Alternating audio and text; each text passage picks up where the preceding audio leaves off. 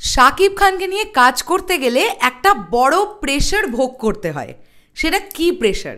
রাইহান রাফি কিন্তু একদম সবার সম্মুখে বিষয়টাকে নিয়ে এলেন।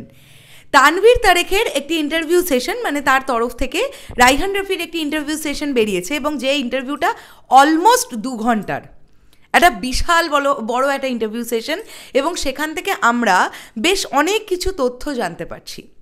এখন আমরা এই ভিডিওতে আলোচনা করব যে শাকিব ভাইয়াকে কাস্ট করা বা তাকে নিয়ে কাজ করার যে সবথেকে বড় প্রেশারটা, সেটা কি এক্স্যাক্টলি তৈরি হয়, এবং বন্ধুরা এটা হওয়াটাই খুব স্বাভাবিক।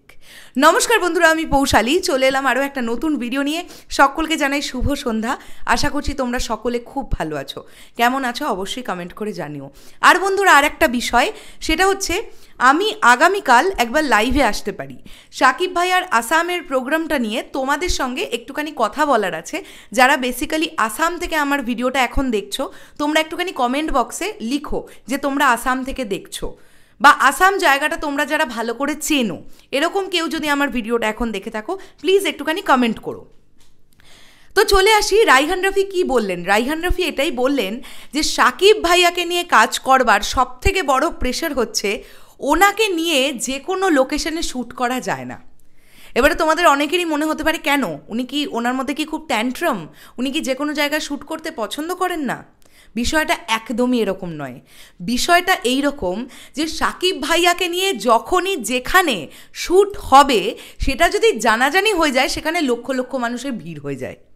আর এটাই খুব স্বাভাবিক, কেননা শাকিব ভাইয়াকে একবার চোখের সামনে দেখার জন্যে তার প্রচুর ভক্তরা ওয়েট করে থাকে। তাই যে কোনো জায়গায় ওনাকে নিয়ে দুম করে শুটিং স্পট ঠিক করা যায় না। এমন একটা জায়গাতেই ওনাকে নিয়ে শ্যুট করতে হবে যেখানটা জানাজানি হবে না, যেখানটা জানাজানি হলেও মানুষের আসার সম্ভাবনা খুব একটা থাকবে না। কেননা দেখো, শাকিব ভাইয়ার ভক্তরা অর্থাৎ শাকিবিয়ানরা শাকিব ভাইয়াকে এক ঝলক দেখার জন্যে তাদের মধ্যে প্রচণ্ড আকুলতা, এটা হওয়াটা খুব স্বাভাবিক। কিন্তু একটা শুটিং স্পটে যদি প্রচুর মানুষের জমায়েত হয়ে যায়, সেক্ষেত্রে কাজটা কিন্তু হ্যাম্পার হয়। আর শাকিব ভাইয়াকে আমরা এত ভালোবাসি, এত শ্রদ্ধা করি কেন?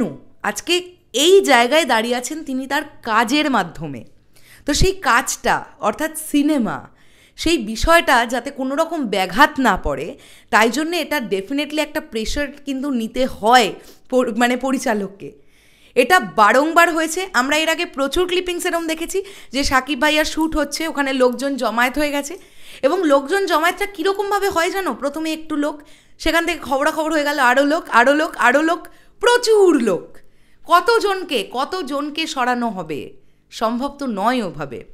তো মেগাস্টারকে নিয়ে কাজ করতে গেলে এইরকম একটু ঝুঁকি তো হতেই পারে, আর হয়েই থাকে, এটা সকলেই জানে।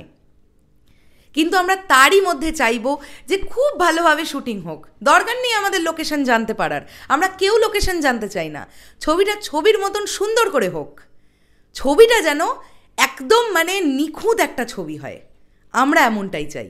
আমার মনে হয় তোমরা শাকিবিয়ানরাও আমার সঙ্গে একমত হবে, কেননা 2024 সালটা আমরা বলতে পারি শাকিব ভাইয়ার দখলে, এবং এই 2024 সালটা শাকিব ভাইয়াকে বিশ্বের দরবারে পৌঁছে দিতে একদম প্রস্তুত আছে।